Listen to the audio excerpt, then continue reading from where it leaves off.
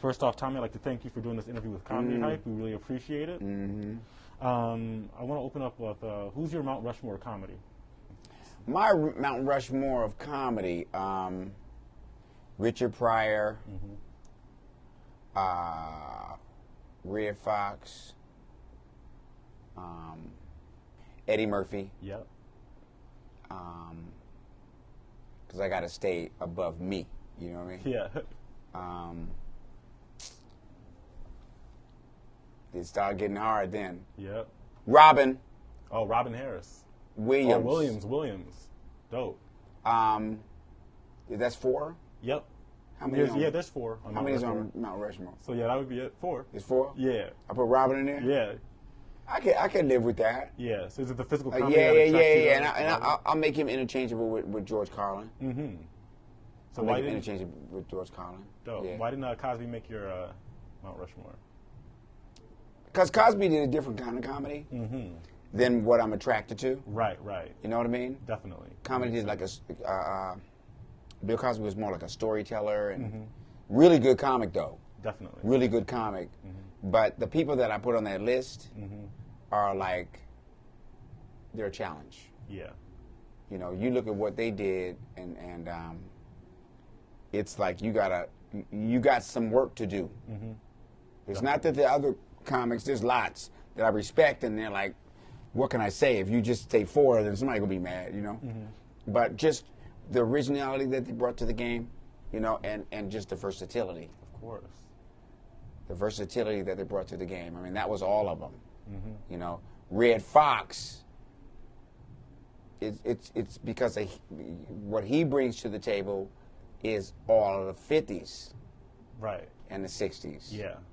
So he's bringing a whole generation of comedy before we were able to see it together at once. Yeah. You know, it's either we watched it with him and whites were separate. You see? He went through that whole era, so he got to get that. Exactly. You know? So now you put Eddie Murphy in your Mount Rushmore. Did you see the new Coming to America? I haven't seen it. No, I haven't seen it. I've seen the trailer though. Yeah. So yeah, I put Eddie because Eddie broke it open for us. Yeah. And Eddie the king, man. So what do you mean by opening it up for you? For this whole generation coming. You know, Eddie came out probably, I think, in about 85. I think 80. He got on SNL on 80, and then in 80. Yeah, Delirious was 82. 83. That's what I'm saying. Yeah. But the thing about it, Eddie Murphy was the first young black dude to come out in comedy that talks like we talk. Right. He's from our generation, man. You know, he's not 60s back. You know, he's the 70s. New freshness, yeah. 80s, you know, he coming with and he's young. Right. He made comedy cool, as they say. Yeah, that's what I'm saying. So, and he urban, you know, he from the city. Right. You know what I mean? Like, he brought it out. And he brought versatility to it. Yep. Just you like know, all characters, storytelling, you know, all of that. He's the king, man. I give him that, man. Eddie really is. If Eddie went up there right now, he'd kill. Yeah. I mean, kill. The dude is just naturally funny. Yeah, naturally talented. I saw him one night at the Comedy Store, and the dude kept yelling out at him. And he said, man, because Eddie wore a yellow jacket, so the dude kept saying, you were Century 21. You were Century 21, and everybody laughing, right? He said, yeah, but I can get home and take off this jacket. Right. You can't get home and jump out of that trifling ass life of yours. Yep. You know what I mean? Like, so I was like, that dude right there. Don't want to mess with him. I can jump out of his jacket. You can't jump out of that trifling life, man. Right. So now, you know, the new Coming to America is out. It's been, 30 years since the last one. And a lot of times when it's been, that long of a gap, people are kind of skeptical as if the new movie can live up to the classic because it's so beloved. What was your reaction when you first heard the new Coming to America was going to be? Another movie that Eddie ain't putting me in. Right. You know, I'm like... Simple as that. I'm like, dude, man. Yeah. What the hell I got to do, man? Right. You know, it's like an all-star game and you ain't put Kyrie in or something. You know what I mean? Like, nah, let him. How do you not choose Kyrie? Yeah. It's like, what's that boy with the braids who kills him? Raptors. Kawhi. Yeah. It's like having an all-star game and saying, we're going to let Kawhi sit for this one. Right, exactly. You know? It makes no sense. Yeah. Or it's like Bird and Magic saying, I'll let Jordan sit over there. You know what I mean? They're all stars in their own right. You know what I mean? You know, so, and that's personal because I want to do it. Definitely. I want to be a part of that, man. You know? And you were attached to the Coming to America pilot. Why do you think it didn't get picked up to series? It wasn't funny. It wasn't funny. You know, it wasn't funny. It was like, you know, very white written at the time. I didn't get a lot of help, you know, from Eddie's team for the script. Do you feel like I don't blame them for it, you know, but, you know, hey, right? I got a show with DC Young Fly, right? Suppose, you know, and it's with my company, you know. I'm with you on that, man. We got to kill this. You know, I mean, let's. Exactly. You see what I'm saying? The names alone, yeah. Yeah. You know, I'm that big number 12 at Tampa, and I got that, you know, I got that white out. You know, brown. Right. You know. So. Throw to him. Do you feel like if Eddie Murphy was involved with the project, it would have been, you know, more successful? I do, because he knows comedy. So hey, tell me what it is that we need to do here, because I mean I was young too, like I was new to the business. I was number 21, I think, you know, so I'm not really that savvy too. So I'm raw. I don't have as much technique as I have now, you know. So it would have helped. It would have helped, but I do not blame him for that failing, though, because that's not how it goes. Right. He's not gonna come over and magically make that thing go on the air or whatever. Everything happens for a reason. Yeah. You know, and I love that dude, and he's the best. But had that not failed, I never would have got in Living Color. That is true. So, you know, am I gonna be the, you know, King of Zamunda's little brother, or am I gonna be Tommy Davidson, who's like, you know, that big number 23 for Chicago? Exactly. Double doubles every night, don't miss foul shots, dunk with my left and right. You know what I mean? MVPs, man. You know what I'm saying? Like, right, championship. You know, yeah. I'm working on my own shoes. Right, yeah. So you did mention the writing was kind of a huge problem of the pilot. In an article you did with Medium, Ken Hecht was a name that came up. Yeah. And I am doing a little bit of research on Good Times and how they had a lot of white writers. You're onto it. Go ahead. Exactly. So I guess having white people behind the scenes of a black show, there is a certain disconnect with the audience. What are your thoughts on that? It was a standard. There wasn't any black writers back then in TV. TV was like, you know, a untouched frontier for us. You know what I mean? So, you know, it was white writers writing for us. See, because I'd never heard of. Have you ever heard a black person call another black person a jive turkey? Right. That was a white idea of how we talk. Exactly. You know what I mean? So it was like, you know, you'll hear a white person go, you know, Bubba and Tyrone, you know. I don't know that many black people named Bubba. You know, that's their voice on us. You know what I mean? So that's what they were. It was a hierarchy that was in place. You know, it's not until In Living Color, Fresh Prince of Bel-Air, Martin, Jamie show, Mark Cooper show. It's not until then that TV started getting us behind the scenes. Yeah. What do you think caused that change? The success of In Living Color. I think that was the change. Yeah. No. There were some more. Frank's Place. I don't remember. Frank's Place was on CBS. It was a very successful, forgot the actor's name, but research at Frank's Place. You know, and then there was a lot of stuff that was going on with a lot of actors who were getting involved. 227 and all the shows that preceded. But when we got on the air, that's when it started getting sexy. Right. Definitely. It started getting real sexy. That's when the writers, you know, that's when they said, well, wait a second. They're good. Not only are they good, they're funny. Not only are they funny, they're smart, you know. And they were finally realizing that on TV. Right. Like America's just really realizing that we're like that now because of what happened with them rushing the Capitol. Yeah, and, exactly. Yeah. And watching you on In Living Color, you know, you know, very versatile on stage. You know, got to do a bunch of different characters. Going back to the sitcom, was there a lot of improvisation that you had to do because the scripts were so bad? Yeah. Yeah. You know, but I'm built for that. Yeah. You know, I just had a lot of raw talent around it. You know, that's the show. You got to remember that the show.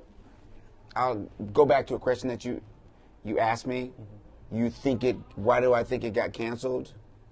I think it got canceled because one, it wasn't funny, but that's subjective.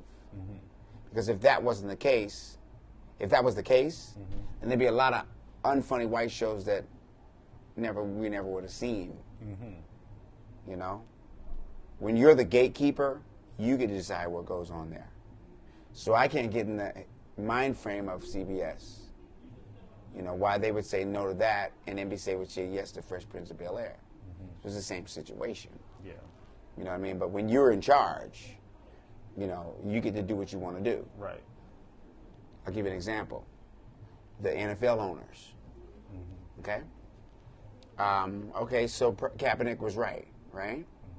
I appreciate all the campaigns and that are going on, black, you know, and the NFL players coming and doing all this really beautiful stuff for black community and all this stuff, but I ain't gonna forget that you didn't hire him again. Exactly. You didn't hire him again. So it's like what matters is what you do, not what you say. Exactly. You see, you want to really prove it Black Lives Matter? Hire that dude again, and it's over. Yeah. Ain't no riots, ain't no nothing. He was right. You were wrong. Admit it. You And know. I think they did admit it, but they still won't hire him. It's like Admitting it is an action. yeah, See? yeah, Yeah, admitting it is an action. 3 birds on a log, one decides to fly. It's still 3 because an action has to always follow a decision. You know. right. So the moment they do that, and he gets his job back, then they mean it. But that was just using that to illustrate the power of the gatekeeper. Yeah. You know what I mean? So I'm switching gears a little bit. You know, you had a guest role on Martin. You and Martin are both DC Comics. How'd you get the guest starring role as Varnell Hill? It was John Bowman was a writer for In Living Color. Oh, wow. And Bentley Evans and them liked this. You know, they just were like, man, just come on over here. They had something for you. Just come on over here, man. And they had an idea of what it was. When I got to the table read for the show, they didn't even ask me to do nothing. They just said, go ahead. And the character that I picked was natural. Yeah. Varnell Hill, Your man. creation? Yeah. Dope. Varnell Hill, man. Wow. Brought it right in. Wow. So, going from Martin, how'd you get the role in Juwanna Mann? Juwanna Mann was an example of. I got a call from. I'm gonna forget his name. I got a call from Warner Brothers, and they were having a problem with the movie because the movie wasn't funny. And I can't remember the name of the production company either. But they called, and they were fans of mine, personal fans of mine, and they said, we need a boost in this movie. Can you create a character to give us a boost? Wow. You know? So I came up with Puff Smoky Smoke. Yeah. You should be getting writing credits for all these. Well, you know, I'm getting that now. Yeah. You know what I mean? You live and you learn, man. You know what I'm saying? Yeah. Or was there any hesitation in accepting that role because the character was attracted to a man? No, because he didn't know. Right, yeah. You know what I'm saying? So he's thinking as a woman, you know, so I'm good with that. I'm like, okay. You can make that mistake these days. Right. Let me tell you. Yeah. You know what I'm saying? So, but it's what I was able to bring to the character. You know, I wanted to bring like a puffy type character. You know, that persona. Yeah. You know, Bad Boys. Yeah, I wanted to bring that into a guy that's totally crazy. He thinks he's that dude. Yeah, you pulled it off too. Yeah, Puff Smoky, you know. Flip Nick Don. How do you like it? How do you like it? You know, that's where your country got you crazy. Right. Okay, 357. Right. You know, and I got to freestyle and do all the things that I do, man. It was fun, man. That's dope. So throughout your career, I know like black men in dresses has been a common topic. Has anyone ever approached you to wear a dress in a film or series? Yeah. I remember auditioning, driving in traffic for a movie in a dress. Wow. What was You the know, movie? it was a whole lot of different kind of attention driving that bitch too. I was like, what the hell is going on? But it was for a movie, you know, and I'm glad I didn't get it. I'm glad I didn't get it. Yeah. I haven't had to do that yet. Right. You know, I haven't had to do that yet. Definitely. And I wanted that movie because it was Penelope Cruz. Oh, it's supposed to be a big movie, yeah. So it's this big movie where I play her friend, who's this thing, you know what I mean? Not thing, but a transvestite or whatever. So, because of the gravity of it, I was like, man, I'm going to go for that. But I'm glad I didn't get it because that was the only reason. That was the only reason, yeah. I haven't been called to that role yet, you know, and it's not something that I personally feel comfortable doing, you know? Yeah, is that But it doesn't, that's not saying anything about anybody else. Yeah. That's me, you know? So is that something that you fear? No, I don't fear it. It's just that it's not something that I want to do personally. Yeah. You know? Morally? I would say preferably. And style-wise? No, Okay. It's my preference. Yeah. You know, I get a personal choice too, right? Definitely. Yeah, so it's like, you know, I just, I'm heterosexual. I'm proud of it. I ain't got a problem with it. You know what I'm saying? I got sons. You know what I mean? And I don't mind if they decide to do that. You know what I'm saying? But I raised them, I modeled them behind me. And there's nothing wrong with that. Right. And if people start to, you know, persecute me for that, then that's the same reason that they don't like us persecuting I get my choice. Yeah, exactly. You know? I get my choice. I'm not hating on nobody. You know what I mean? Right. So and you know, insight from an insight, I'll take you into one of the main reasons for me that exists is because of what they've done to the African man throughout this last 400 years. Emasculating? They're not able to do that. But they continue to try to. Right. So, you know, the second that the white man got on the shore of Africa, saw that 40-year-old black woman looking good, and she had a daughter that was 16 and a daughter that was 17, he said, shoot that guy in the head and put them on my ship. But I'm back. Yep. We're writing our own history now. I'm there to protect her. Definitely. So I did get a chance to take a look at your book. I know. Nice. Now we talking. Of course. Got to get that plug in. In the book, you stated that you felt that you, Jim, and Takia were kind of a social outcast of In Living Color. Yeah. Can you elaborate on that? Well, you know, that's how it is. You know, you work on a job, and everybody kind of just goes into their own group. That's all. Definitely. You know, so we weren't part of that main group. We were kind of a subgroup, or we were our own group. You know, you get with people who like you and stuff. You know what I mean? Who are like you. Right. You know what I mean? And we had a lot in common, so that was our clique. That was our little clique. Yeah. You know what I mean?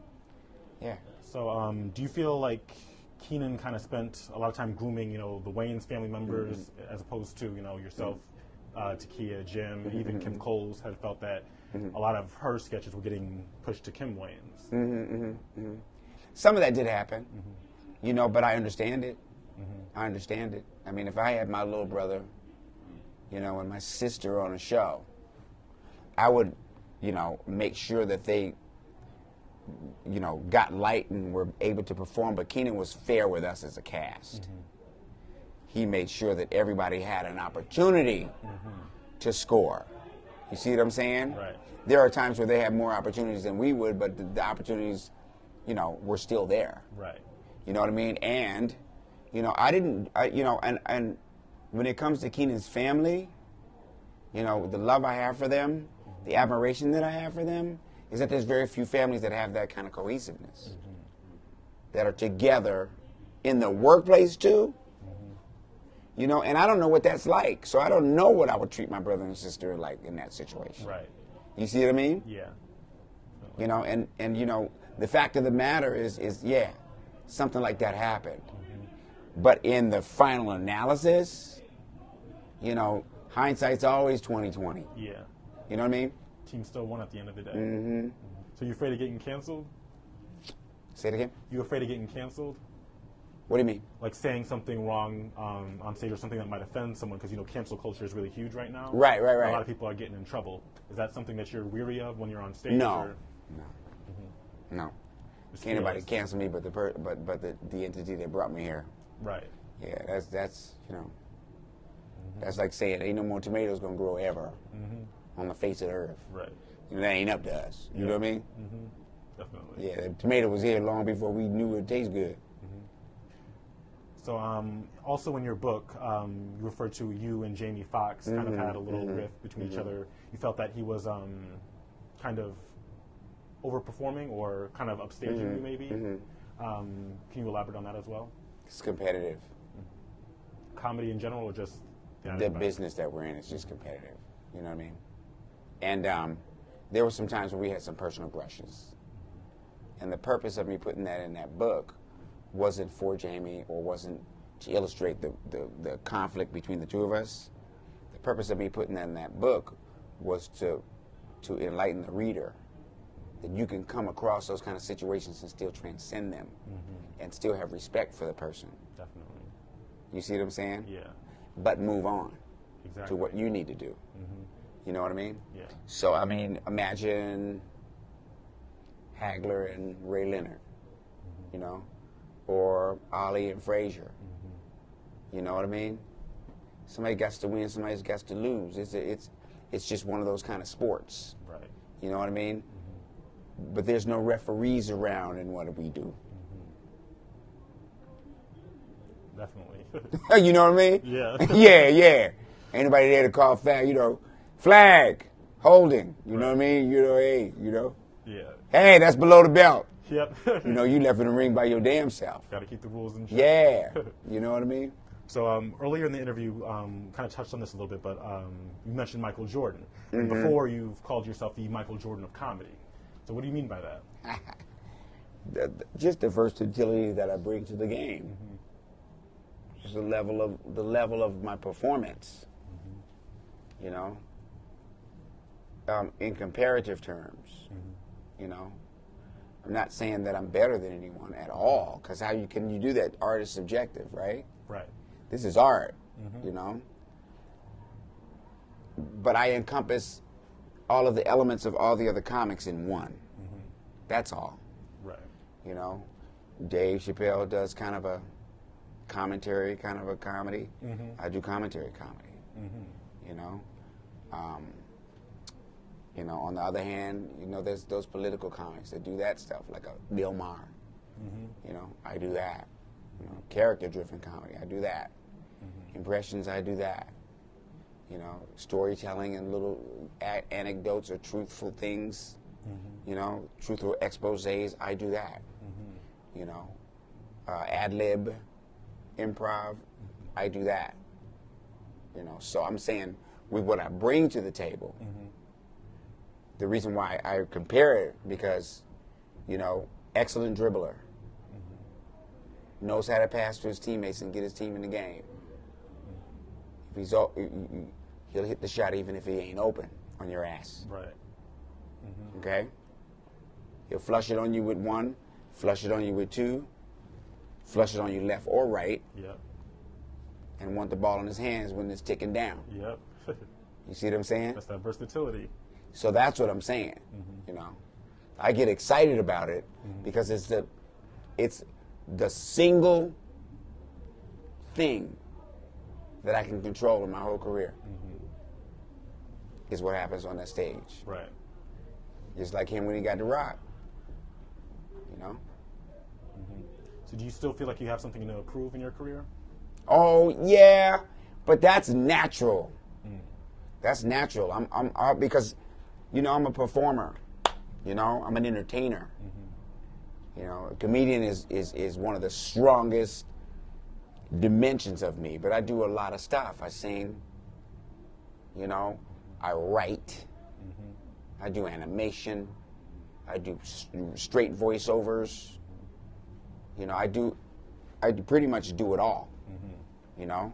Right. And I do it all well. So, of course, you know, I want to be the best that I can be, you know, right. and keep developing and keep getting better. You know, I get one life. One. You know? Definitely. One. And I got examples of people who rode out of here with credits, with the best credits on their ticket in one ride. Sammy Davis Jr., Prince, Michael Jackson. Right.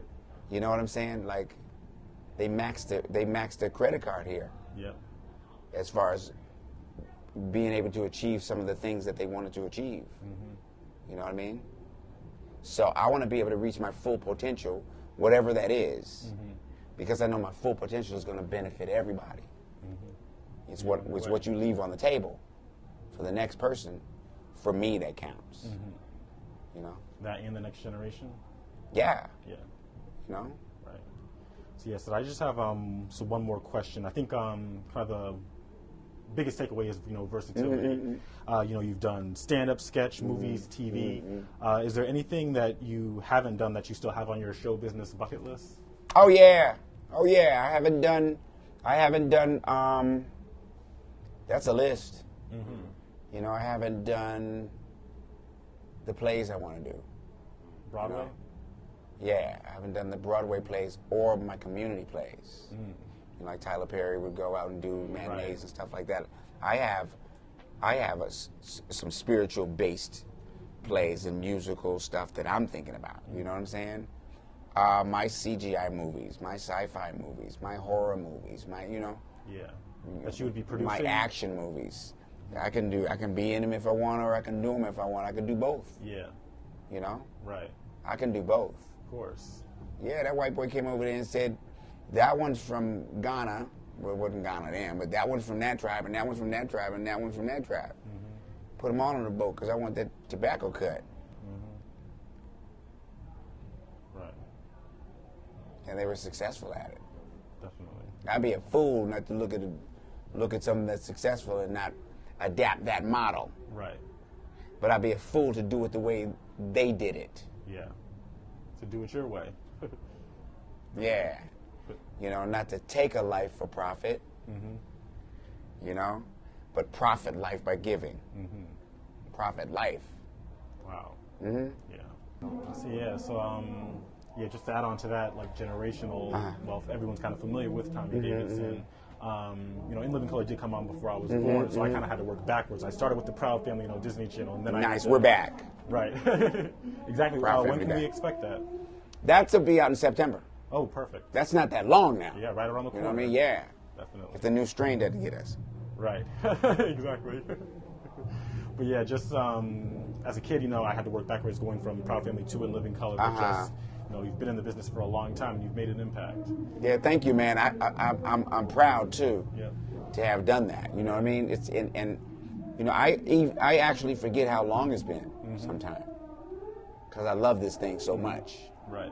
You know, and I gotta check myself not to fall into anybody's bag. You know what I mean? Like not to think if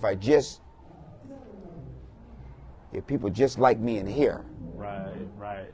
In this thing. If they just like me in this thing, then I'm really getting somewhere. Yeah. Like if I get, you know, 1 million likes, somebody likes me in here, in this. You know what I mean? And it's hard not to think about that because the people with the money go, how many likes you got? Right. On that. That's all they care about. You know what I mean? Seems like they care about the likes more than the laughs you get on stage. Hey, you know what I mean? But, you know, we black people came here with no likes. Right. Exactly. You know what I mean? Yeah. Now we like, what? Yeah, a couple blocks, honestly. Now we like, what? Yeah. Right? Yeah. We run stuff now. Yeah. Yeah. We came here with no likes. Look how far we've come. And still no likes. You know? But we don't need likes. Because we're born to give love. Like and love is two different things. You know what I mean? Right. Yeah. We got love and respect for others. Right. Or it'd have been us that went in the Capitol and did that trifling shit. We're not trifling like that. No. Even though they want to call us that. Right. You know what I mean? When we're doing something righteous and noble, we go to jail. When they do something trifling, they get sent home.